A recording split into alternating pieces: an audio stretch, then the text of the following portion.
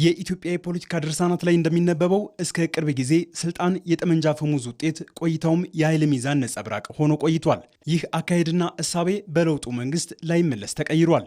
ይህ ያልተመቻቸውና ከቀደመ ያልተቀየረ አስተሳሰባቸው መውጣት ያልቻሉ አካላት ግን ለውጡን ተቀብሎ መቀጠል አልሆነላቸውም። ከለውጡ ጋር አብሮ መጓዝ ያቃተው የህወሓት ቡድን እኔ ያልመራኋት ኢትዮጵያ ብትፈርስም ግድ የለኝ በሚል አካሄድ ጦርነትን መረጠ። መንግስት ተገዶ የገባበትን የሰሜኑን ጦርነት በኃይል የማጠናቀቅ አቅም ቢኖረውም ችግሮችን በሰላማዊ መንገድ በውይይት መፍታት የሚኖረውን ዘለቄታዊ መፍትሄ ከግምት በማስገባት የፕሪቶሪያውን ስምምነት መፈረሙ ይታወቃል። የፕሪቶሪያ ስምምነት ሁለት ተፋላሚ ኃይሎች ጦርነት ለማቆም የፈረሙት ብቻ አልነበረም። በመንግስት በኩል የትግራይ ህዝብ ከአብራኩ በወጣው ህወሓትም ሆነ ከውጭ በመጡ ኃይሎች እንዳይጎዳ በሆደ ሰፊነት የወሰነው ለህዝብ የተከፈለ መስዋዕትነት ጭምር እንጂ።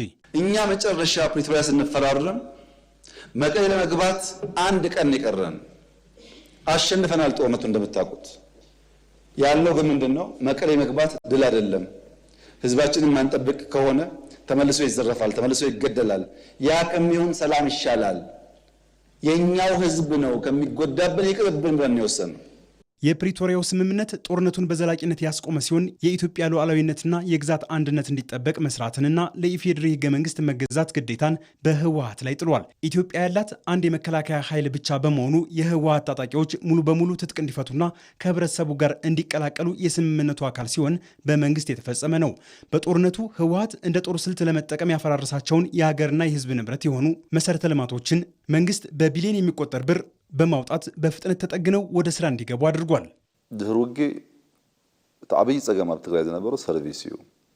ከጦርነቱ በኋላ በትግራይ የነበረው ከባዱ ችግር የአገልግሎት ተደራሽነት ነው። በዚህ ረገድ በትግራይ ባንኮች፣ የኤሌክትሪክ ኃይል፣ የአውሮፕላን ትራንስፖርት፣ የቴሌኮም አገልግሎትና በርካታ ሌሎች የህዝብ አገልግሎቶች ደግሞ ወደ ነበሩበት እንዲመለሱ ተደርጓል። ይህ ደግሞ ለህዝባችን ትልቅ ድል ነው ብዬ ነው የማየው። ሰብአዊ ድጋፎች በተሟላ መንገድ ወደ ትግራይ ክልል እንዲዳረሱ ተደርጓል። ያን ጊዜ ብዙ ችግር ነው የነበረው። የፕሪቶሪያው ስምምነት እንዲተገበር ሁለቱ ወገኖች ኃላፊነት ያለባቸው ቢሆንም መንግስት ወደፊት ሲራመድ ህወሓት እያነከሰ የስምምነቱን የሰላም ጉዞ በሴራ ዙሪት እየፈተነው ነው። ከፌዴራል መንግስት ጋር ሆኖ የመተግበር ኃላፊነት ያለበት ህወሓት በስምምነቱ የፈረመውን ለኢፌዴሪ ህገ መንግስት መገዛትን ችላ በማለት የትግራይ ህዝብ የጓጓለትን የሰላም ፍሬ እንዳያገኝ ዳግም የስጋት ማዕበል ውስጥ እንዲገባም አድርጎታል። ስምምነት ፕሪቶሪያ በሙሉነት ከይፍጸም ካብ ዝገብሩ ዘለው ምክንያታት የፕሪቶሪያው ስምምነት በሙሉነት እንዳይፈጸም ከሚያደርጉ ምክንያቶች አንዱ ቆሞ ቀሩ ህወሓት ህገ መንግስቱንና ተቋማትን ባለማክበር ወደ ጎን ስለሚተው ነው። ስምምነቱን አምኖ ፈርሞ ነበር። ነገር ግን ስምምነቱን ወደ ጎን እየተወ የሚፈልገው መርጦ ነው የሚወስደው። ሁሉንም የስምምነቱን ሐሳቦች ሳይሆን የሚፈልገው መርጦ ከውስጡ ይወስዳል። በፕሪቶሪያው ስምምነት የተስማማበትን ህገ መንግስታዊ ስርዓት ወደ ጎን በመተው የብሔራዊ ምርጫ ቦርድን ህግ አልተቀበለም። ይህ በስምምነት ውስጥ የሚገኝ ወሳኝ ጉዳይ ነው። ጅራፍ ራሱ ገርፎ ራሱ ይጮሃል እንደሚባለው ራሱ ከህግ አፈንግጦ ለዳግም ጦርነት እንደ ምክንያት እያቀረበ ነው። ህወሓት በአንድ በኩል ትጥቅ እየፈታው ነው ቢልም በሌላ በኩል ታጣቂዎችን እየመለመለ በአስመሳይነቱ ቀጥሎ ለስምምነቱ ጀርባውን ሰጥቷል። ሰላም በአንድ ወገን ድካምና መስዋዕትነት ብቻ የሚመጣ ሳይሆን የሁሉንም ወገኖች የላቀ ትብብር የሚጠይቅ ቢሆንም ህወሓት በዚህ ረገድ በአስመሳይነት ቆሞ ጠባቂ መሆኑ ህዝቡ ላይ እየቆመረ ለመሆኑ አመላካች ነው። ፕሪቶሪያ መፈጸም አለበት የሚል ሰው ግን ፌዴራል መንግስት የፌዴራል ተቋማት የሰጧቸውን ውሳኔዎች አልቀበልም፣ ፈለክም አልፈለክም ይሄን አደርጋለሁ ብሎ ደግሞ ይላል። ምንም እንትን የለውም። አሁን ይሄን ኮንትራዲክሽን እንዴት ነው የምታስታርቀው? ፓርቲ ሰራዊት የለውም። በቃ የህወሓት ሰራዊት ስለተባለ የህወሓት ሰራዊት ይዤ እቀጥላለሁ ሊሆን አይችልም። ኢንተርም አድሚኒስትሬሽን ሲቋቋም የዲዲአር ፕሮሰስ ሊያስፈጽም ነው። ዲዲአር ፕሮሰስ ሲፈጸም ግን የትግራይ መሰረታዊ ጥቅሞች ባስከበረ መልኩ ይሁን ነው። መንግስት በትግራይ ያሉ ተፈናቃዮች ሰብአዊ እርዳታ በበቂ እንዲደርሳቸውና ተፈናቃዮች እንዲመለሱ ከፍተኛ ጥረት እያደረገ ቢሆንም ህወሓት ይህን በማደናቀፍ ራሱን የማቆየት ቀመሩ ስሌት ሆኖ ታይቷል። ህወሓት የፕሪቶሪያውን ስምምነት ካለማክበሩ ባሻገር ከስምምነቱ ውጭ የሆኑ ጉዳዮችን በማንሳት የተፈናቃዮችን የመጠለያ የስቃይ ጊዜ እያራዘመ ለተፈናቃዮች የሚላክን እርዳታ ለጦርነት መዘጋጃ እያደረገ የትግራይን ህዝብ ረሃብና ችግር እንደምን እንዳይጠቀምበታል። ስደት፣ መፈናቀል፣ ስቃይ ዘርተው ከሌሎች ኃይል እርዳታ የሚጠብቁ ሰዎች አሉ። ስቃይ ዘርተው፣ መከራ ዘርተው፣ ችግር ዘርተው የተፈናቀልን አትሄድም ብለው ይዘው ማለት ነው።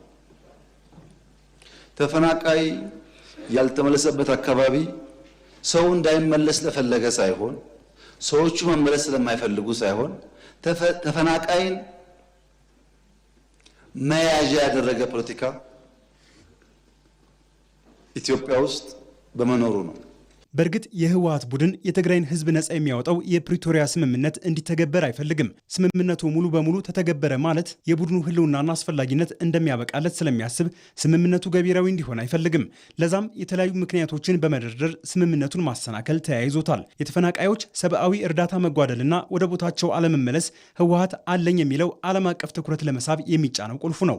በችግር ላይ ላሉ ዜጎች የሚላክን ሰብአዊ እርዳታ ከችግረኞች ጎሮሮ እየመነተፈ ይጠብቀኛል ለሚለው በህገ መንግስት ቅቡልነት ለሌለው ሰራዊት ቀለብ አድርጎ ራሱ ሰርቆ ራሱ ይጮሃል። እርግጥ ይህ አብሮት የኖረው መለያው ነው። የሚሄደውን ሰብአዊ ድጋፍ በትክክለኛው እንዲደርስ ከማድረግ ይልቅ የተለያዩ የቀረጥ ስርዓቶች ውስጥ በማስገባት እንዳይቋቋም የማድረግም በጣም የተደራጀና ስርዓት የሚመስል ነገር ተዘርግቶ የሚሰራው ነገር በሙሉ የሚያሳየው ትህነግ ለፖለቲካው ለራሱ የፖለቲካ መዳረሻ ለሚላላካቸውና በመላላክ ሊያተርፍ ለሚፈልጋቸው ነገሮች ሟች እንደሆነ ነው የሚያሳየው። ይህ ደግሞ ዛሬ የተፈጠረ ትላንት የሚል ሳይሆን እድሜውና ታሪኩን በሙሉ ለሚመረምር ሰው በጣም ግልጽ የሆነ ነገር ነው። ለህወሓት ከትግራይ ህዝብ እፎይታ ይልቅ የጥቂት ቆሞ ቀር ግለሰቦች ፍላጎት ከዳር መድረስ የበለጠ አሳሳቢው ነው። ስለዚህ ለብዝሃው የሚጠቅመው የፕሪቶሪያ ስምምነት ባይተገበር ግዱ አይደለም። የአሁኑ የጦርነት ጉሰማም የፕሪቶሪያ ስምምነት ሙሉ በሙሉ ተተግብሮ በሰላም ከመቀመጥ በተራዘመ ጦርነት የቡድኑን ህልውና ማቆየት ምርጫ ቁጥር 1 ተደርጎ ለመወሰዱ በቂ ማሳያ ነው።